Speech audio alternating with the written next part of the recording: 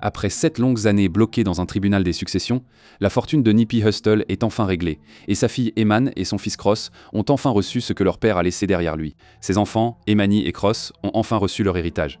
Le marathon est terminé. Mais ce qui fait vraiment parler la rue, c'est la façon dont ils dépensent tous ces millions. Analysons cela. Le marathon a enfin franchi la ligne d'arrivée. L'attente est enfin terminée. Plus de 7 ans après que Nippy Hustle ait été enlevé, un tribunal à Los Angeles a mis la signature sur le transfert final de sa succession à ses 2 enfants. L'affaire s'est conclue un dimanche au début juillet 2026. Et avec cette seule signature, le plus long chapitre de l'histoire de la famille Hustle a pris fin. Sa fille, Eman, a maintenant 17 ans. Son fils, Cross alias Getham, a 9 ans, selon les documents judiciaires obtenus par TMZ. Les 2 enfants ont reçu de l'argent et d'autres actifs, et les 2 ont tout divisé équitablement sur une base 50-50. Il n'y a pas d'enfant préféré et pas de plus grande moitié. Tout ce que leur père a construit, ils le possèdent équitablement. Le montant exact est resté confidentiel. Les montants en dollars versés à chaque enfant ont été scellés par le tribunal, ce qui est normal quand les destinataires sont mineurs. Donc, le montant exact qui a touché chaque compte n'est pas public. Ce qui est public, c'est que l'argent n'était pas la seule chose qu'ils ont reçue. Nous avons une bonne nouvelle. Enfin, la succession de Nippy Hustle est enfin réglée. Ce moment a porté le poids de 7 longues années. Pendant la majeure partie de cette période, les entreprises sont restées ouvertes et les documents ont continué à circuler. Mais les enfants ne pouvaient pas toucher un centime. Le tribunal devait d'abord fermer l'affaire. Ces enfants Cross ont enfin reçu leur héritage. Le marathon est terminé. Le mot marathon revient régulièrement dans cette histoire, parce que c'était le mot de Nip. Il l'a utilisé pour sa marque, sa mentalité et la façon dont il voulait que ces gens se comportent. Donc, quand les gens disent que le marathon est terminé, ils empruntent le même langage qu'il a construit toute sa vie. Le versement n'était pas seulement de l'argent. Les dossiers judiciaires énumèrent également d'autres actifs. Il y avait un Chevy Suburban 2012. Il y avait une participation au capital dans l'entreprise Marathon Closing. Et il y avait des marques déposées liées au nom de Nip et à sa marque. Les enfants n'ont pas hérité que de dollars. Ils ont hérité de pièces d'un empire entier. Une participation dans une entreprise n'est pas la même chose qu'une liasse d'argent à la banque. Une entreprise continue de croître après sa réception. Et une marque déposée continue de générer des revenus à chaque fois que la marque est utilisée. Donc, la forme de cet héritage vous dit déjà beaucoup sur la façon dont il a été construit. Celui qui a remis tout cela est le grand frère de Nip, Samuel Lasgetum, que tout le monde en ville appelle Black Sam. Il était l'administrateur de la succession, ce qui signifie qu'il la dirigeait, la protégeait et répondait au tribunal de chaque décision prise. Pendant 7 ans, c'était son travail en plus de pleurer son propre petit frère. La plupart des successions bloquées en probation pendant des années finissent par s'épuiser. L'argent fuit vers les avocats, les entreprises perdent de leur élan, et les opportunités disparaissent complètement. Ce qui s'est passé ici était plus proche du contraire, et cela seul rend cette histoire différente. Pour Cross, l'argent a été reçu en son nom par sa mère. Lauren London a signé un document reconnaissant que la part de Cross a été versée puisqu'un enfant de 9 ans ne peut pas gérer une fortune tout seul. Cette signature était l'une des dernières pièces dont le tribunal avait besoin. Nippy Hustle. Sa succession a maintenant été versée à sa fille et à son fils. Donc, sur le papier, le titre se lit. Simple. 2 enfants, une succession, un partage équitable, et une affaire enfin fermée. Mais un titre ne vous dit jamais ce qu'il en a coûté pour y arriver. Cette affaire a duré plus longtemps qu'un procès pour meurtre complet, une guerre de tutelle et des séries de litiges. La mauvaise nouvelle, cela a pris 7 longues années pour y arriver. Et pendant ces 7 années, laissez-moi vous dire par quoi sa famille est passée. 7 ans, c'est une longue période pour que des enfants grandissent, pendant que des avocats se battent sur ce que leur père leur a laissé. Pour comprendre pourquoi cela a traîné comme ça, vous devez revenir au tout début. Retour à un homme qui a passé sa courte vie à prêcher la propriété à ses gens et à cet après-midi qu'il a séparé de ses propres enfants. L'homme qui a tracé le plan. Pour comprendre l'héritage, vous devez comprendre l'homme. Parce que Nippy Hustle n'était jamais juste un rappeur. Il est né Hermasasdam et il a grandi dans la section Crenshaw du sud de Los Angeles. Ce quartier n'était pas seulement sa maison. C'était tout son plan commercial. Il croyait que vous pouviez créer de la richesse directement sur votre propre bloc et la garder dans votre propre quartier. Son plus grand symbole de cette idée était le magasin de vêtements Marathon. Il a pris un centre commercial délabré au coin de Slauson et Crenshaw et l'a transformé en magasin pour lequel les gens traversaient toute la ville. Le magasin incarnait sa conviction que l'argent pouvait être gagné localement et conservé localement. Il a également aidé à ouvrir un endroit appelé Vector 90, un espace de co-travail et STEM. Un endroit construit pour mettre les jeunes du South Central sur la technologie et le mentorat. Il versait son argent directement dans les mêmes rues qu'il avait élevées. Tout son message était basé sur la propriété. Il a dit aux gens d'acheter leur propre pâté de maison, de posséder leur maître et de construire des entreprises qui restent dans le quartier. Il a mis ce message dans sa musique, puis l'a appuyé avec son propre argent. Beaucoup de gens parlaient de richesse, mais Nip a pris un petit magasin et l'a transformé en quelque chose que tout le pays a reconnu. Cette détermination a commencé tôt et son frère l'a observé de près. Avant que Nip ne soit célèbre, c'était un jeune qui faisait tout ce qu'il pouvait. Il a construit son propre ordinateur à partir de pièces volées. Il gravait des CD pour les vendre et il a transformé une course scolaire en toute une opération. Tu sais, mec, mon frère était le visionnaire et a apporté ça à la table dès le début. Dès le début, mec. c'est Black Sam qui appelle son petit frère celui qui a toujours vu la vision d'ensemble. Et ce mot visionnaire est exactement pourquoi cette succession existe même. Nip n'a pas dépensé son argent aussi vite qu'il venait. Il l'a investi dans des choses réelles. L'immobilier, les entreprises, les marques. Il traitait la propriété comme une religion. Il était sérieux à propos de l'argent d'une manière qui semble presque folle. Dans une histoire de famille, une grosse liasse d'argent a été enterrée dans une cour arrière, enveloppée comme des sacs de sandwich, et elle a été endommagée par l'eau et a dû être séchée morceau par morceau. Mon frère enterrant 200 000 dans la cour arrière. C'était enveloppé dans du plastique comme des sacs de sandwich. Des histoires comme celle-ci te montrent comment cette famille pensait l'argent. C'était physique, c'était protégé, et c'était quelque chose que tu gardais plutôt que de montrer et de perdre. Cette mentalité est une grande raison pour laquelle la succession a survécu assez longtemps pour atteindre ses enfants. Maintenant les enfants, Nip avait 2 enfants avec 2 partenaires différents.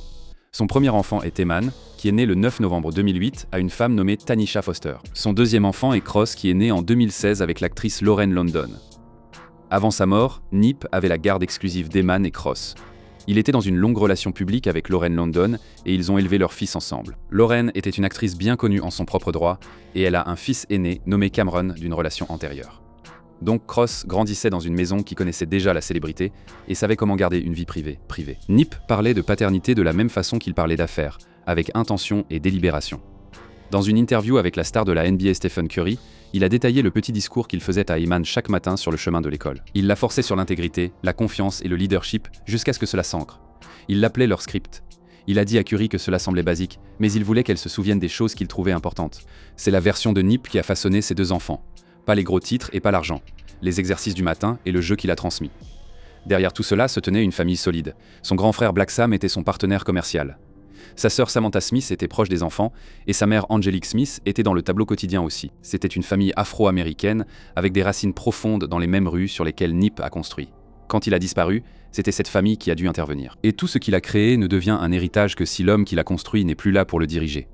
C'est le tournant le plus difficile de toute cette histoire. Et c'est arrivé un après-midi quand un homme qu'il connaissait s'est approché de lui devant son propre magasin.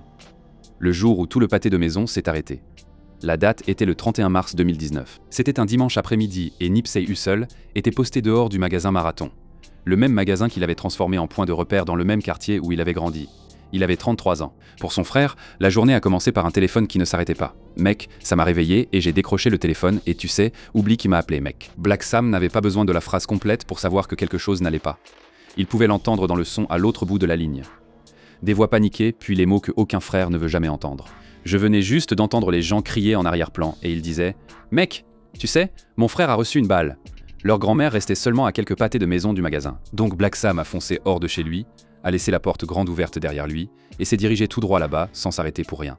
Donc j'ai juste grillé tous les feux, tous les panneaux d'arrêt et j'arrive et mec, au moment où il est arrivé, c'était le chaos. Et il y avait un poids lourd là où c'est arrivé. Nip n'a pas reçu de balle dans un endroit éloigné. Il a reçu une balle dans le parking du magasin qu'il avait construit pour relever son propre quartier. Il a refusé de partir même après avoir réussi. Le spot qui représentait sa meilleure idée est devenu le spot où il a perdu sa vie. Selon les enquêteurs et les preuves du procès, un ancien connaisseur nommé Eric Holder Jr. s'est approché, est parti, puis est revenu et a ouvert le feu. Nip a été touché plusieurs fois. Les procureurs ont déclaré plus tard qu'il avait été frappé au moins 10 fois. 2 autres hommes à proximité ont été blessés, mais ont survécu. Nip a été transporté à l'hôpital, mais il n'a pas survécu. Il était parti et 2 enfants venaient de perdre leur père. Le meurtre a choqué Los Angeles et toute la culture. Les foules ont envahi Crenshaw en quelques heures. Les gens ont tenu des veillées, laissé des fleurs, et se sont tenus dans ce parking juste pour être près du lieu où c'est arrivé. Ce n'était pas seulement la perte d'un artiste célèbre, c'était la perte d'un homme qui avait versé son propre argent directement dans les rues autour de lui. Dans les mois et les années qui ont suivi, ces mémoriaux ne se sont jamais effacés. Ils se sont transformés en fresques, puis en hommages de rue, et finalement en un point de repère permanent à son coin. La ville a gardé son nom, et son quartier aussi. Cet amour durable est en partie la raison pour laquelle sa succession a continué de croître au lieu de s'évanouir tranquillement. L'homme responsable n'est pas resté fantôme longtemps. Le tournage a été capturé par une caméra de surveillance à proximité, ce qui est devenu un élément clé de l'affaire. Holder s'est constitué prisonnier 2 jours plus tard. Le motif remonte à un différend personnel dans leur cercle commun, et les procureurs ont soutenu que l'attaque était planifiée, car Holder avait le temps de partir, puis de revenir avec une arme. La route vers un verdict n'a pas été facile. À un moment donné pendant les procédures, Holder a été agressé en prison et n'a pas pu se présenter au tribunal, ce qui a repoussé l'affaire encore plus loin. Mais l'affaire a atteint une conclusion. En juillet 2022, un jury a reconnu Holder coupable de meurtre au premier degré, constatant que le meurtre était planifié et volontaire pour les 2 hommes blessés. Le jury l'a reconnu coupable de 2 chefs d'accusation de tentative de manslaughter volontaire au lieu de tentative de meurtre, ainsi que d'une accusation d'arme à feu. Puis est venue la condamnation le 22 février 2023. Holder a été condamné à 60 ans à la perpétuité. Ce chiffre provenait de 25 ans à vie pour le meurtre, 25 autres années pour l'utilisation d'une arme à feu et 10 années supplémentaires pour les accusations d'agression. Holder purge maintenant sa peine dans une prison d'État californienne et ne sera admissible à une libération conditionnelle qu'en novembre 2039. Donc la justice au sens juridique a été servie, mais la justice n'écrit pas un testament. Et voici la partie froide du timing. Nip prêchait la propriété et la planification plus fort que presque n'importe qui de sa génération. Pourtant, quand il est décédé, un document faisait défaut. Ce seul document manquant a transformé un héritage net en une guerre de 7 ans. 7 ans coincés dans le système. Quand une personne décède sans testament, elle meurt ce que la loi appelle en test date. C'est un mot simple pour une situation désordonnée. Cela signifie que la personne n'a laissé aucune instruction écrite. Donc, un tribunal doit intervenir et décider ce qui arrive à tout ce qu'elle possédait. C'est exactement où la famille de Nip s'est retrouvée en 2019. Selon la loi californienne, la succession est allée à ses 2 enfants, Eman et Cross, en tant que seuls héritiers.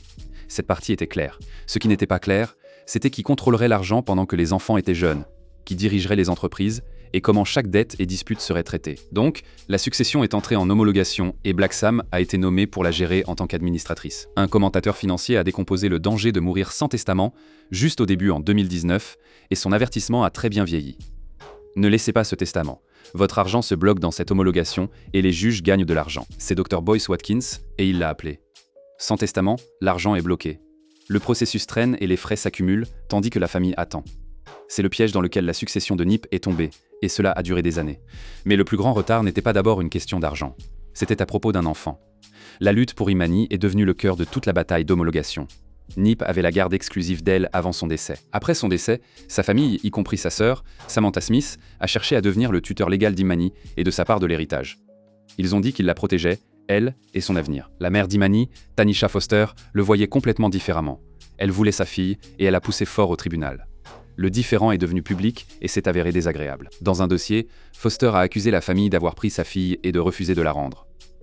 La mère de Manny, Tanisha Foster, prétend que Samantha Smith a pris sa fille et refuse de la rendre. Cette accusation montre à quel point la blessure était profonde. Ce n'était pas un simple retard administratif. C'était 2 côtés d'une famille en deuil, tous 2 disant qu'ils voulaient ce qui était le mieux pour la même petite fille, et aucun des 2 côtés ne voulant reculer. Et chaque fois qu'ils se heurtaient, la succession restait gelée. Les caméras étaient aussi là. Quand Tanisha Foster a quitté une audience devant le tribunal, les journalistes l'attendaient, et on pouvait sentir la tension du moment. Je voulais juste savoir comment ça s'est passé aujourd'hui. Ce court clip capture l'ambiance entière de ces années. Une mère, énervée, s'éloignant du tribunal, tandis que les médias encerclaient. Une histoire sur l'argent d'un homme mort et un enfant vivant. Le côté de Cross était beaucoup plus calme. Lauren London a demandé la tutelle de son fils avec à peine d'opposition de la famille. Il n'y a pas eu de guerre publique sur Cross, et aucune accusation qui volait d'un côté à l'autre. Son chemin dans le système était tranquille, ce qui est une grande raison pour laquelle sa part s'est déplacée sans le même drame. En plus de la bataille de garde, d'autres problèmes se sont accumulés. Les créanciers se sont présentés avec des réclamations contre la succession, et chaque nouvelle réclamation signifiait que l'affaire devait rester ouverte un peu plus longtemps. Puis viennent les créanciers. Un auteur-compositeur a déposé une motion pour garder l'État ouvert, affirmant que Nippy lui devait de l'argent. Chaque réclamation de ce type devait être vérifiée, débattue et réglée avant que le tribunal ne pense même à clore l'affaire. Et pendant que les avocats allaient et venaient, le compteur continuait à tourner. Plus de dates d'audience signifiait plus de frais juridiques, et ces frais venaient directement de ce que Nip avait construit pour ses enfants. Puis est venu un combat que personne ne voyait venir, un combat sur des mots. La phrase la plus importante dans tout le monde de Nip s'est transformée en bataille juridique. Puis est venu le différend sur les marques. La phrase « Le marathon continue », les paroles par lesquelles Nip y vit. Pensez à quel point c'est sauvage. Le slogan même qui résumait sa vie devait être défendu en cours comme n'importe quel autre bien. Mais c'est exactement pourquoi cela importait. Une marque est un vrai bien, et la protéger protégeait la valeur de toute la marque pour ses enfants. Puis, lentement, mais sûrement les choses se sont dénouées. Les 2 côtés sont entrés en médiation au lieu d'un procès complet et en 2025, la bataille de garde a finalement été résolue. Tanisha Foster et la famille de Nip ont accepté de partager la garde légale et physique d'Eman. Avec cet accord verrouillé, le plus grand obstacle à la fermeture de la succession était parti. Et le chemin vers le paiement final était enfin ouvert. Mais toutes ces années de combat cachaient quelque chose de la vue, parce que pendant que la famille s'affrontait, la succession elle-même ne restait pas immobile. Sur quoi les enfants ont vraiment grandi. Voici la partie que presque personne ne s'attend. Au cours des mêmes 7 ans où la famille était enfermée dans une salle d'audience, la succession n'a pas diminué. Elle a augmenté. Quand elle a d'abord frappé le système judiciaire, le tableau était beaucoup plus petit. Les dépôts juridiques environ 1 an et demi après la mort de Nip évaluaient la succession à environ 4,2 millions de dollars. À la fin, elle s'était transformée en quelque chose de bien plus grand. Pendant ce temps, la succession qui a débuté à un peu plus de 4 millions de dollars a grandi. Cette croissance n'était pas de la chance. C'était Black Sam dirigeant les entreprises au lieu de les fermer, et une famille choisissant de garder la propriété au lieu d'encaisser. 11 millions de dollars. Son entreprise a continué à produire. Le marathon de fermeture a continué à tourner. Au moment où l'affaire a été fermée, la succession a été rapportée à environ 11 millions de dollars. C'est un sérieux pactole pour 2 enfants à hériter. Et c'est un signe de la qualité de la gestion de la succession. Mais la taille n'est que la moitié de la surprise.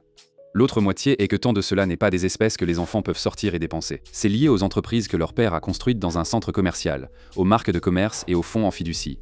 De l'argent qui se fait, mais des enfants qui ne pouvaient pas y toucher. C'était vrai pendant 7 ans pendant que l'affaire était ouverte. Et une version en est toujours vraie maintenant que l'affaire est fermée. Emani et Cross n'ont pas grandi sur un gros tas d'argent comptant à dépenser comme ils le veulent. Ils ont grandi sur la propriété, et la propriété joue un jeu complètement différent. Regardez ce qui est réellement sur la liste. Les enfants ont reçu une participation dans la Marathon Clothing Company, diverses marques de commerce et un Chevy Suburban 2012. L'une des pièces les plus précieuses est le bâtiment lui-même. Black Sam a dit que le centre commercial qui abrite le magasin Marathon Clothing est maintenant au nom des enfants et que sa valeur a déjà doublé. Ce n'est pas de l'argent à dépenser. C'est un bien qui croît lentement. Il y a aussi un flux constant de revenus qui n'a rien à voir avec les ventes quotidiennes. Quelques semaines avant sa mort, Nip a signé un contrat d'approbation avec Puma. Après sa mort, l'entreprise a honoré ce contrat d'une manière que peu de gens s'attendaient. Puma fait des dépôts inconditionnels dans les fonds en fiducie des enfants chaque année, que les vêtements se vendent bien ou non. Comme Black Sam l'a dit, juste au sommet, chaque année il frappe les enfants dans le fonds en fiducie. C'est de l'argent mis de côté pour l'avenir, pas remis pour une folie d'achat. La marque a continué à manger d'autres façons aussi. Black Sam a lancé une chaîne de restaurants basée en Californie appelée Marathon Burger. La marque de vêtements du marathon a continué à faire tomber les collabs de basket. Et en février 2026, la famille a dévoilé Nippy Hustle Square à Crenshaw, transformant son coin en un repère permanent. Chacun de ces mouvements a ajouté de la valeur à la succession et a gardé son nom qui fonctionnait. Alors, qu'est-ce que tout cela signifie vraiment pour Emani et Cross au jour le jour? Pour la plupart, cela signifie qu'ils sont des propriétaires, pas des dépensiers. L'essentiel de ce sur quoi ils ont grandi est verrouillé dans des fiducies et la propriété d'entreprises construites pour croître au fil du temps, pas pour être épuisées. Les enfants sont censés partager complètement les actifs une fois qu'ils atteignent l'âge adulte. Donc même maintenant, la structure les empêche de simplement le dépenser. Une fiducie agit comme un ensemble de garde-fous, au lieu qu'un enfant reçoive une énorme somme d'un coup. Elle libère l'argent au fil du temps, et pour les vrais besoins comme l'école, la santé et les frais de subsistance. Pour un adolescent de 17 ans et un enfant de 9 ans, c'est une protection. C'est la différence entre dépenser de l'argent et construire de la richesse. Dépenser est un moment qui se termine quand l'argent est parti. Construire est un système qui continue à fonctionner et se transmet. Vous pouvez déjà voir le résultat dans leur façon de vivre. Quand Nip est décédé, les fans et même des célébrités comme l'ancienne star de la NFL Reggie Bush ont proposé de l'argent pour aider les enfants et la famille à refuser parce que les enfants étaient déjà en sécurité. Et cette année, Emani a obtenu son diplôme d'études secondaires à 17 ans, avec sa mère Tanisha Foster et son oncle Black Sam là pour célébrer. Sa vie a porté sur l'école, la famille et grandi régulièrement. En fin de compte, c'est exactement ce que Nip voulait. Son frère a dit que même quand il courait après l'argent, Nip lui rappelait que la mission était plus grande que l'argent. C'était Black Sam qui se concentrait sur l'argent et puis il se souvient de ce que son petit frère lui a dit en retour. Plus grand que ça. C'était tout le sens, et c'est la raison pour laquelle ses enfants sont mis en place de la façon dont ils le sont. Il ne voulait pas qu'ils reçoivent un gros chèque et le regardent disparaître. Il voulait qu'ils possèdent quelque chose de réel, qui continue à fonctionner longtemps après son départ. C'est l'héritage en une ligne. Pas une pile à dépenser, mais une propriété à construire. Si vous savez quelque chose sur Nip, vous savez déjà que c'est la fin la plus appropriée possible. Maintenant, nous voulons vous entendre. Verrouilleriez-vous l'argent dans la propriété de la façon dont cette famille l'a fait, ou auriez-vous agi différemment? Déposez votre réponse dans les commentaires et laissez-nous savoir ce que vous aimeriez laisser derrière vous pour votre propre famille.